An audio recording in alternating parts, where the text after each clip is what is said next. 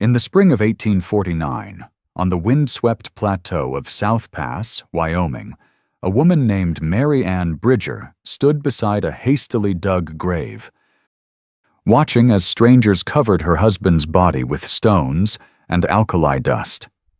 He had been healthy 3 days before. The crossing of the Continental Divide, so gentle that most emigrants failed to notice the moment they passed from waters flowing east to waters flowing west, had claimed him not through its terrain, but through something far more insidious. Cholera had swept through their wagon train like an invisible reaper, and now she stood alone at 7,500 feet, surrounded by mountains she had never wanted to see, with 3 children and no way forward except through. South Pass was discovered by white emigrants in 1812. Though the Shoshone and Crow had known of it for centuries, it was not a pass in the traditional sense. No dramatic gorge or narrow gap through towering peaks. Instead, it was a 20-mile-wide saddle of rolling sagebrush and rock, so gradual in its ascent that travelers often argued about where exactly they had crossed the spine of the continent. But what it lacked in drama, it compensated for in strategic value. It was the only practical route through the Rocky Mountains for wagons, and by the 1840s it had become the singular gateway through which an entire nation's westward expansion would funnel.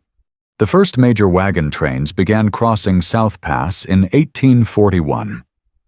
Missionaries, settlers, families seeking land in Oregon and later gold in California all converged on this desolate stretch of Wyoming territory.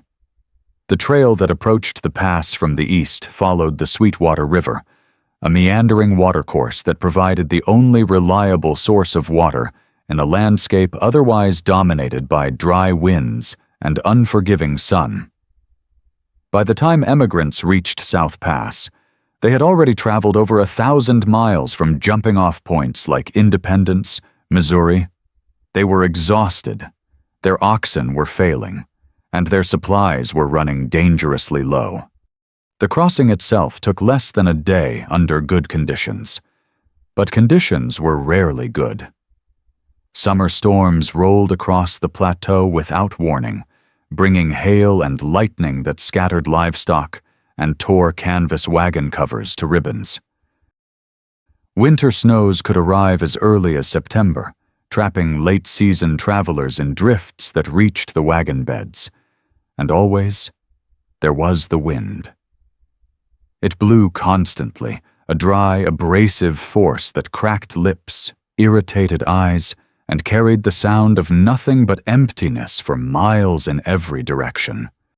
By 1850, the trail through South Pass was littered with the debris of migration, abandoned furniture, broken wheels, rusted tools, and the graves of those who had not survived marked every mile. Cholera was the greatest killer. The disease struck without warning, turning healthy adults into corpses within hours. Entire families could be wiped out in a single night. The dead were buried quickly, often with minimal ceremony, and the wagon trains moved on. There was no choice. Delay meant death for those who remained. The graves were shallow, hastily covered with rocks to keep scavengers away, and marked with crude wooden crosses or piles of stones. Within a year, wind and weather erased most traces. The dead of South Pass became anonymous, their names lost to the prairie. In 1867, gold was discovered near South Pass, and the character of the region shifted violently. The town of South Pass City sprang up almost overnight, a chaotic sprawl of tents, saloons, and hastily constructed wooden buildings. Within 2 years, the population swelled to over 2,000. Miners poured in, along with the merchants, gamblers, prostitutes, and outlaws, who followed every gold strike. The town had no law for the first year of its existence. Disputes were settled with fists, knives, and revolvers. Bodies were found in the gulches and ravines surrounding the diggings, some killed over claims, others over debts or insults that would have been forgotten in any other place. The winter of 1868 tested South Pass City in ways the emigrants had never experienced. Supplies ran low as snow blocked the trails. The price of flour rose to $50 a sack. Men who had arrived with hope left with frostbite and empty pockets. The saloons remained open, serving rot-gut whiskey that warmed nothing but briefly dulled the cold and the hunger. Women who had come to the camp as wives or hopeful business owners found themselves widows or abandoned, forced to survive through laundry work, sewing, or worse. By spring, half the population had left. Those who remained were either too stubborn or too broken to go elsewhere. In 1870, a woman named Esther Hobart Morris was appointed Justice of the Peace in South Pass City, the first woman to hold such a position in the United States. She presided over cases involving theft, assault, and claim disputes. Her courtroom was a small wooden building with a dirt floor and a single window. She heard testimony from men who reeked of sweat and alcohol, who had not bathed in months, who carried knives and guns as casually as other men carried pocket watches. She sentenced men to fines they could not pay and jail terms that meant little in a place where law was still a concept more than a reality. Her tenure lasted less than a year, but it marked one of the few moments of order in a town that thrived on chaos. By 1872, the easily accessible gold was gone.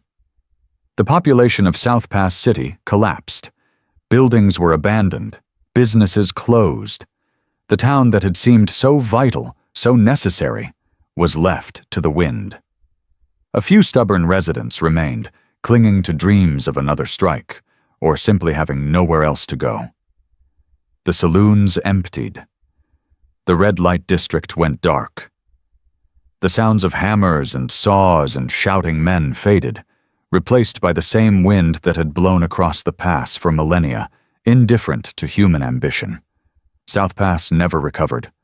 The railroad bypassed it, running far to the south through easier terrain. The Oregon Trail, which had once carried hundreds of thousands of people westward, became obsolete.